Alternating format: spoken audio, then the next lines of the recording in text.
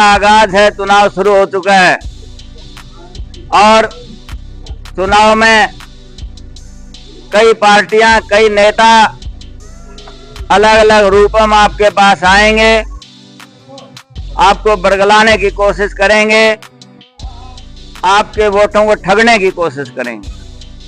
सावधान रहने की जरूरत है। आप लोगों ने पीछे जो लोकसभा का चुनाव हुआ था उसमें बहुत ही सूझबूझ के साथ काम लिया और नारायण हल्के से हमारे प्रत्याशी, कांग्रेस के प्रत्याशी भाई जयप्रकाश जेपी को आप लोगों ने हिसार के 9 के 9 हलकों में एक रिकॉर्ड बनाकर यहां से जीत दिलाई। इसके लिए मैं आपको बधाई देता हूं। भाइयों, आगामी चुनाव इस प्रदेश के मुख्य सेवक को बनाने का है कि हम किसको अपने हरियाणा प्रदेश के भाग्य की बागडोर सौंपें। आप लोगों ने पिछले 10 सालों में वर्तमान भाजपा सरकार को अच्छी तरह से आजमा लिया है।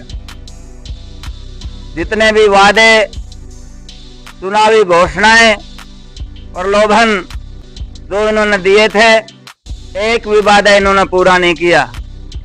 आज हरियाणा प्रदेश की जनता अपने आप को ठगा हुआ महसूस कर रही है कि हमारे साथ धोखा हुआ है।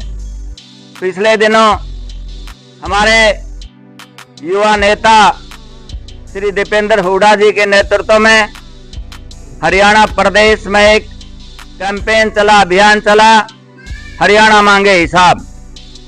हरियाणा प्रदेश की जनता हिसाब मांग रही थी कि आपने जो वायदे किए हैं उनमें से एक ही वायदा आपने पूरा नहीं किया। आपने कहा था कि हम 2 करोड़ नौकरियां देंगे।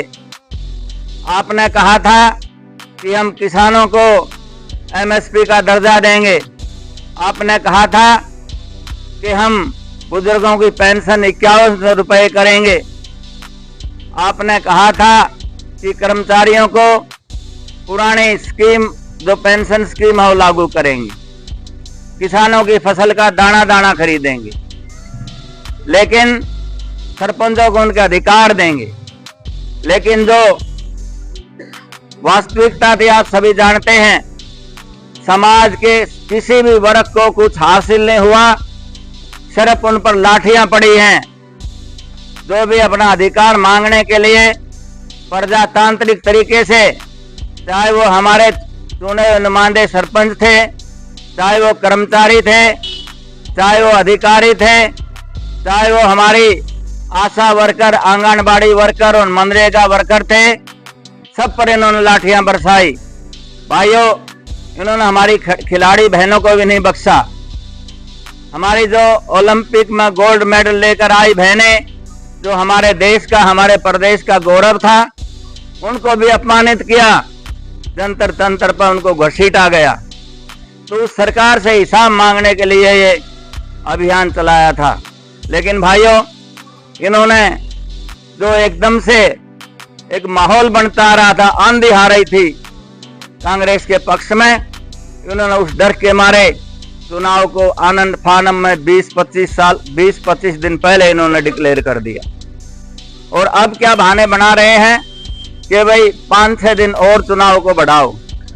तो भाइयों, मैं बीजेपी वाले नेताओं को कहना चाहता हूं कि भाई डेट बढ़ाने से हरियाणा प्रदेश के लोगों के जख्म नहीं भरेंगे, हरियाणा प्रदेश के लोगों का मन नहीं भरेगा।